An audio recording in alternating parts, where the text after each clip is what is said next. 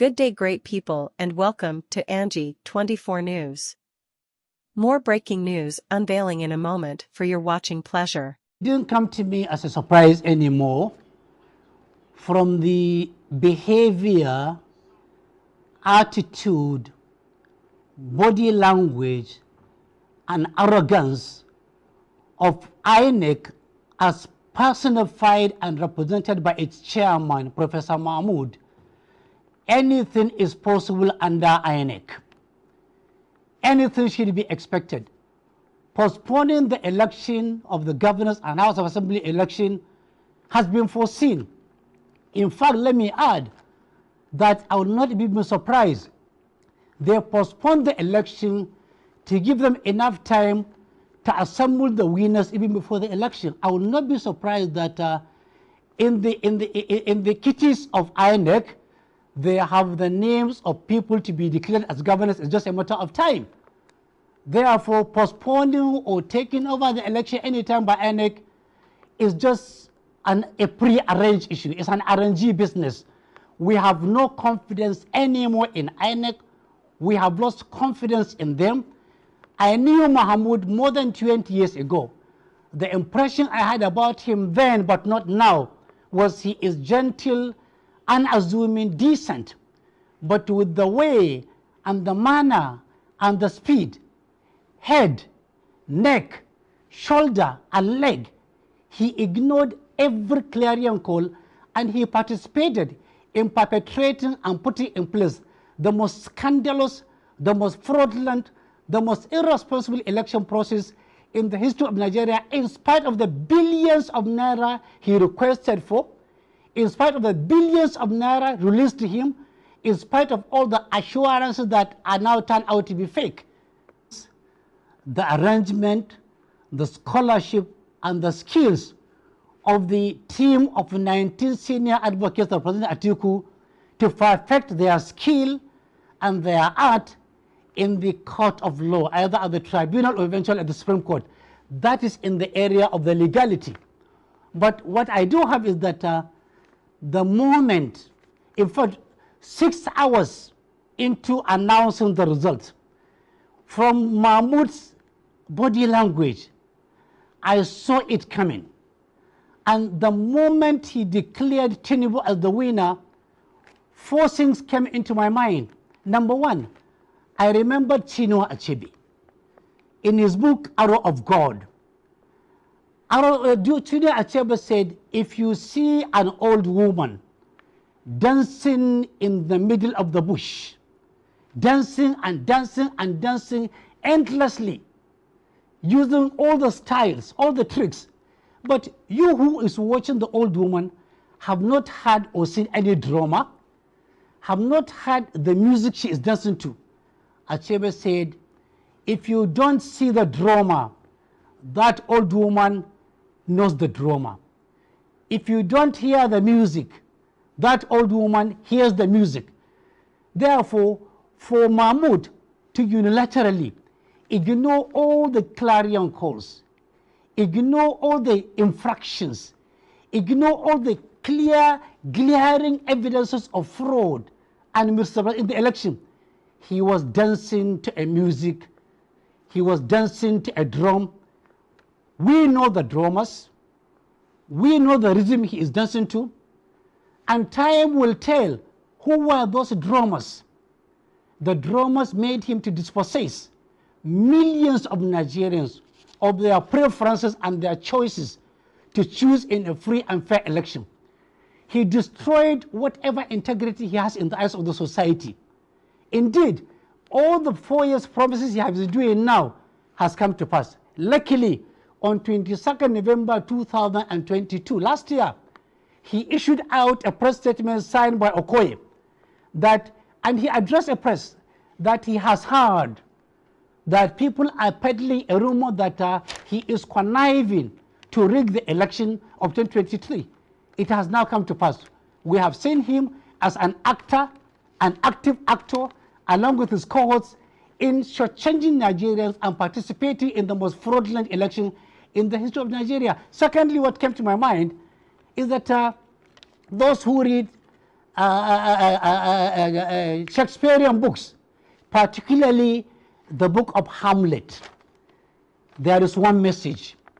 One evil will lead to so many evils, and evil will never stand. In that particular drama called Hamlet, the Spirit of Denmark, King Claudius, King Hamlet, was on the throne with a beautiful queen. His younger brother, Claudius, poisoned and killed him. For what? He took over the throne and he married away the queen. Soon after taking over that throne, fraudulently, like taking over elections fraudulently, King Claudius was shown in a kneeling position, praying, and he said, "Oh God, what form of prayer will serve my purpose? To forgive my full murder?" And he answered himself, he said, "That cannot be. Since I am still in possession of the fruit of the murder, my queen, my own crown, my own ambition." And he asked, can one return the fruits of his crime and seek for God's forgiveness? If you steal election, if you participate in a fraudulent election, you are participating in a fraud, and fraud will never stand because fraud is evil. Subsequently, he died. He lost the crown. He lost the queen. In the process, the prince was killed. Laertes was killed. Polonius was killed. Ophelia was killed. In fact, only two people survived. One, a gentleman, Horatio. The other one, Portumbarus, Prince of Norway, who was standing to defend his honor and to defend his own integrity. We will continue to defend our integrity and our honor and our votes until the day when we see evil crashing, crumbling, and it will be subdued. It will be reduced into a pitiable combustible material. There were technical hitches.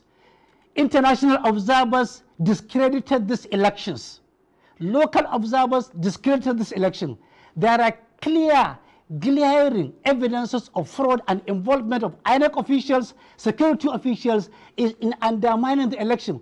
The provision of the act of INEC provided that he can review within 7 days.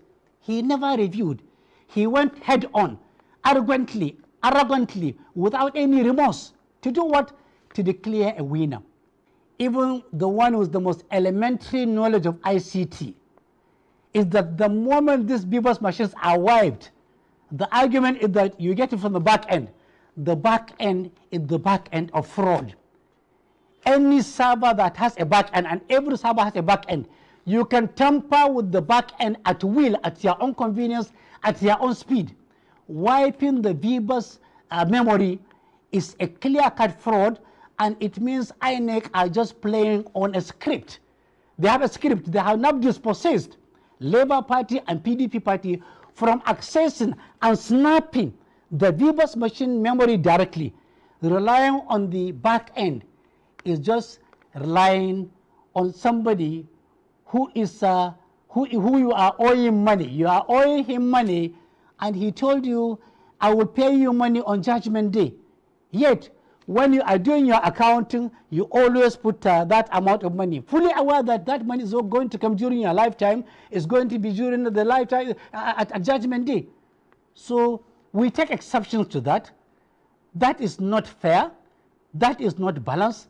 That is not professional, and that is changing millions of people, and that is as casting aspersion, additional doubt on the integrity of the entire election process, on the integrity of INEC, and the integrity of all other people who participated in the fraud. Well, unfortunately and sadly, it is a contest between Islam and Christianity. Unfortunately, in Kaduna State, it's going to be a contest between those who are for Muslim ticket and those who are for Muslim Christian ticket. It's going to be a contest between Muslims and Christians agreeing to work on one side, and Muslims who are insisting on having a Muslim ticket. This is how dicey it is. This is how dangerous it is. This is how tricky it is. And that is why there is growing apprehension, there is growing tension, there is growing uncertainty, because the two warring factions are at daggers. They are prepared.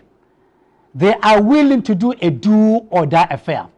I call on security agencies to, as a matter of urgency, ensure that they intervene very urgently in Kaduna State, in Kaduna State, in Katsina, in Kano, and particularly in Zamfara and Niger, because there is a glaring desperation between the actors and the actresses. Government officials are directly involved. They have descended into the arena. Religious bodies are involved. Clergies, clerics, laities, imams, bishops, malams, call them ustazes, they are all involved. Many of them have been compromised financially. Many of them are calling for war. I have seen a clip of a cleric who was saying that if you come to a place where he is preaching and you object to his branch of preaching, he will send you to a cemetery. His boys will send you to a cemetery. This is in Kaduna. I hope the security agencies are watching and they are willing to do the right thing. They are willing also to remain neutral and balanced and honest and responsible, because they are being paid from the common man's money. They are being paid from the taxpayers' money. It is a clarion call. It is urgent. It is important. Well, if Buhari, the president, have not defended the mandate, that would have been news. That he has defended the mandate is no more news. He is the same president who defended 23 trillion naira ways and means loan from the central bank. He is the same president who kept mute in the face of multi-trillion naira fraud at the oil sector.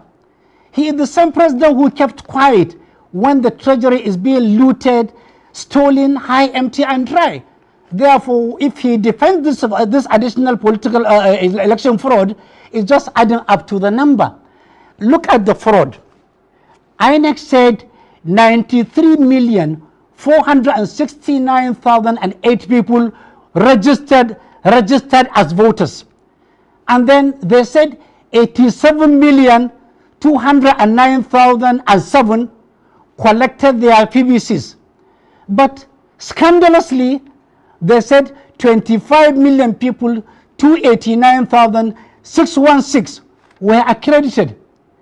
In between the time of accreditation and the time of voting, they said only 24 million people and 24,025,940 voted. Therefore, in between this 1-2 hours, 321,398 did not vote. You begin to ask, were they abducted by bandits, or they all died before the voting period, or they fizzled away? One big question mark, inordinate silence from INEC. And then when you say democracy is a game of numbers, not a minority number, a game of majority numbers. Look at the number of people who voted for the election. Simple number, simple arithmetic. 24 million people voted. 16,491,218.